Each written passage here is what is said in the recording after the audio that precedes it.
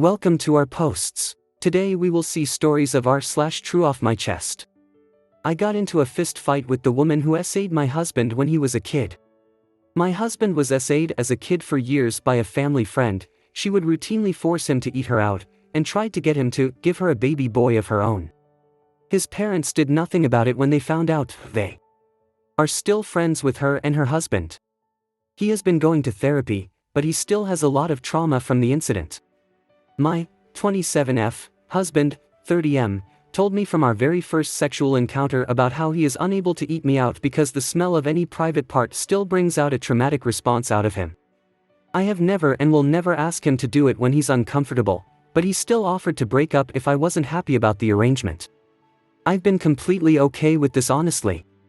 He's such a lovely, loving man with honestly the cutest smile and the prettiest heart in the world, and I couldn't care less about that one part of sex. But it obviously saddens me that he was a victim to this, and I loathe the woman with my entire being. I hadn't been able to do anything about her till now because my husband didn't want this to come out, and to keep the peace.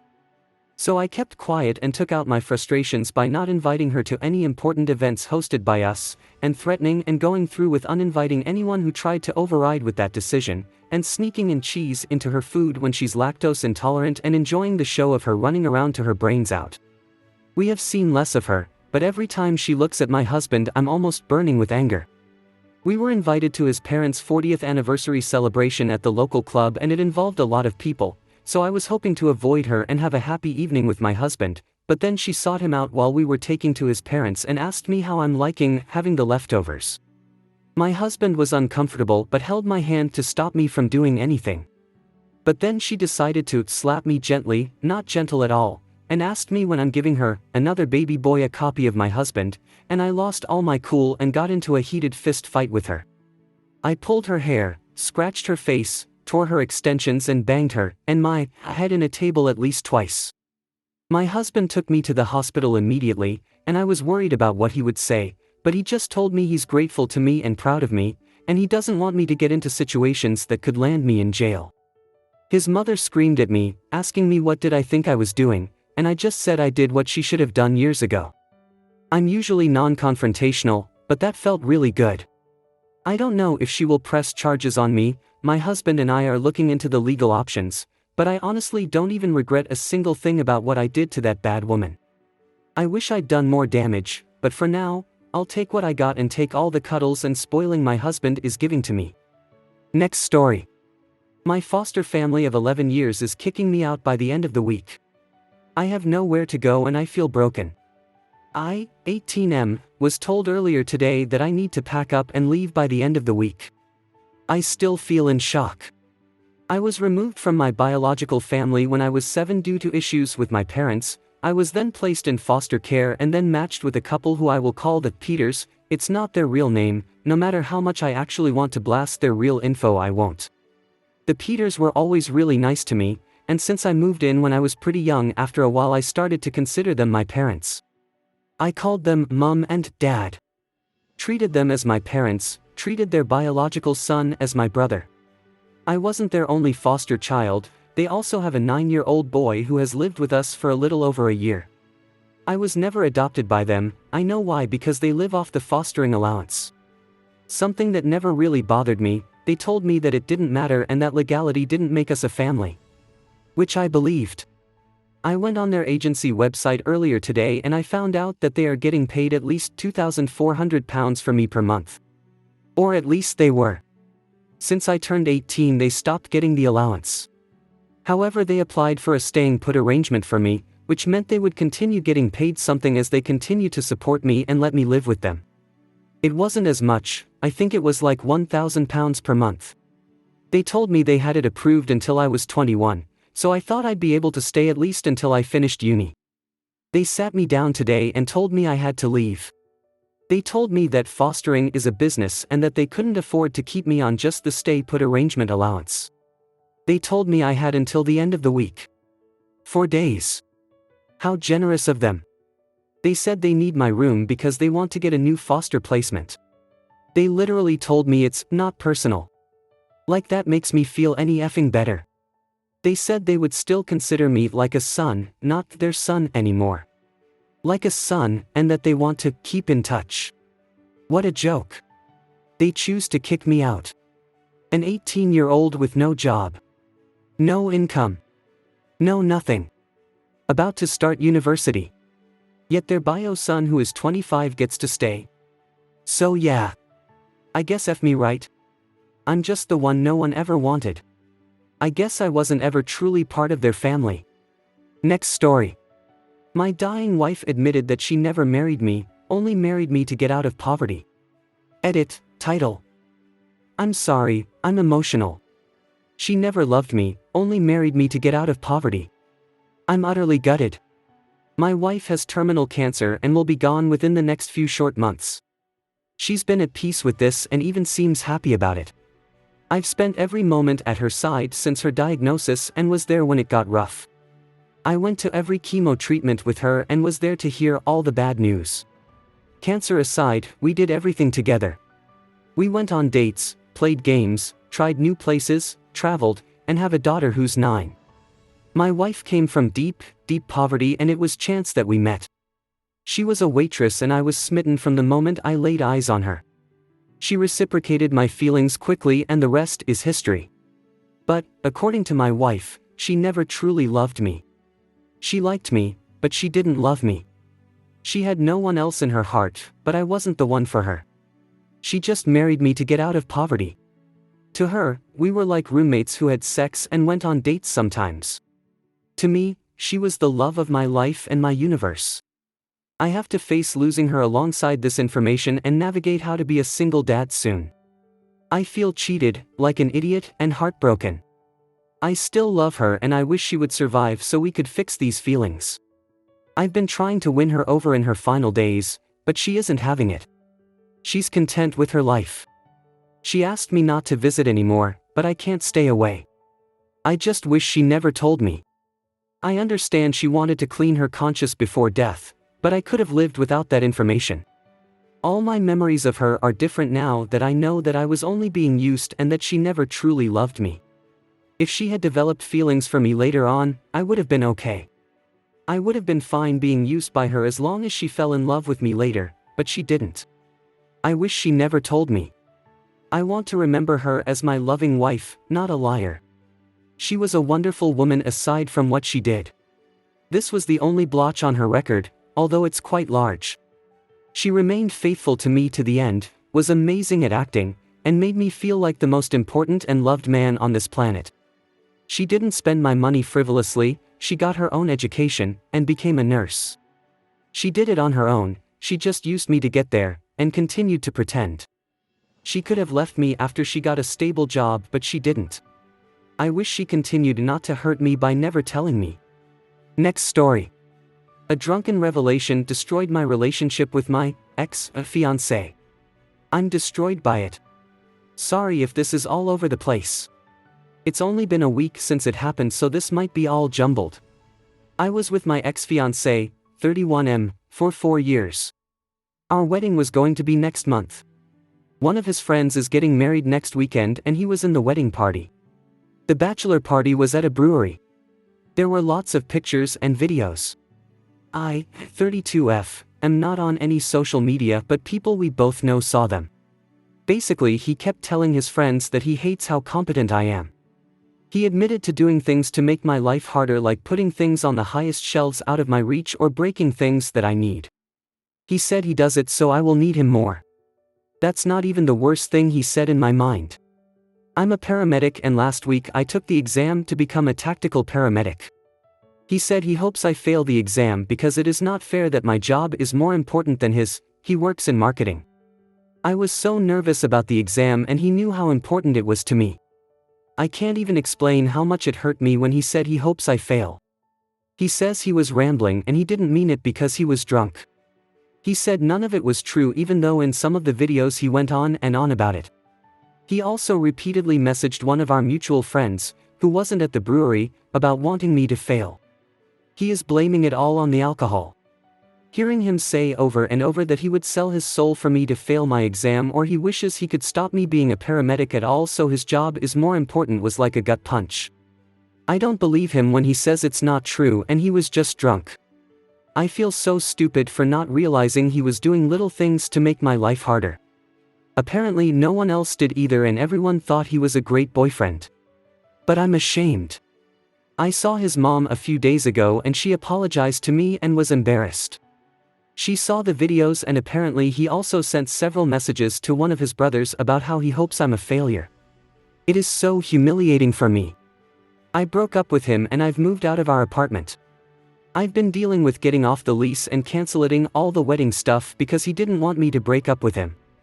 I haven't talked to him and probably won't ever again. His friend was having the wedding in a different province and he still wanted me go with him to the wedding like everything was fine. I wouldn't be able to look anyone there in the eye. I feel like a complete idiot. What he said hurt me more than anything else in my life. I feel like I'm drifting. I don't feel like I can even look anyone I know in the eye. They've all seen the videos and heard what he said. I feel stupid because I thought our relationship was so good. Next story. My whole marriage is a lie. My wife is away on business, which she does once or twice a year for 2 to 3 weeks. Have been married 20 years this past June. We have 2 children, a 20-year-old daughter and a 16-year-old son. My daughter came home last Friday with some ancestry tests she had done, which didn't add up. So we got a DNA test done, and she is not mine. I am currently waiting on my son's results but confident he is mine. He looks like me where my daughter looks like my wife. I am thinking about just walking away from the family with my son and letting her come home to her daughter and let them figure it out. Sorry if I made it seem like I was mad at my daughter. I am not. She is just as much a victim in this as I am. It's just hard to put into words how messed up I am right now. Edit. I am sorry for triggering so many people. I perhaps saw this sub as something different, a place to scream into the void of some dark thoughts I was having. Nothing I would ever say or do in real life. Just like my first thoughts when knowing the DNA test results was I should just end my worthless existence, which quickly was chased away with I couldn't do that to my kids. Update. Thank you all for letting me vent. I have regained my calm and foolish or not going to wait for my wife to return, and we as a family are going to try and figure this out. Her response to everything is not what I expected. She wasn't dodgy or defensive, but she actively wanted to figure out what exactly happened. Next story. I hated my parents because they sold their bodies and souls so I could enter a top school, and years later I realize how worth it was. I'm from a very poor and small third world country. My parents were both young when they had me and worked hard to afford a small house. We lived there until I was 10, 4th grade, and I went to a public school 5 minutes away walking. When I was 11 and supposed to enter 5th grade, crap started to get weird. They sold the house and we rented a room where the 3 of us lived. My dad started working 2 jobs and my mom started working longer hours as a domestic worker. The new school they enrolled me in was so different I had a hard time adjusting. It screamed money everywhere. They gave us all laptops and iPads, stuff I'd never touched in my life. At home we were so poor most of the time my only meal for the day would be rice with eggs, and whatever they gave me at school. I didn't understand what was going on and resented my parents for putting us through that crap so I could go to a better school. But as the years passed I adapted and started making friends. As kids you don't truly care about who the parents of your friends are, so every time they invited me to vacation with everything paid I was just happy. My parents usually were invited but only my mom could go. Only now I realize that it was me that allowed my parents to get close to all that important people. My mom became a close friend of my best friends and slowly our situation became better. My dad got in another business with them and my mom also started her own thanks to all the contacts I made in school. My group friend consisted of Maria, daughter of the top producers of rice and noodles, Ricardo, the son of the richest doctor in the country, and Lucia, the daughter of the biggest car seller LMAO. Now I'm studying abroad with all the commodities I could only dream of when I was a child. We suffered a lot, and were judged even more, but in the end it all paid off. Next story.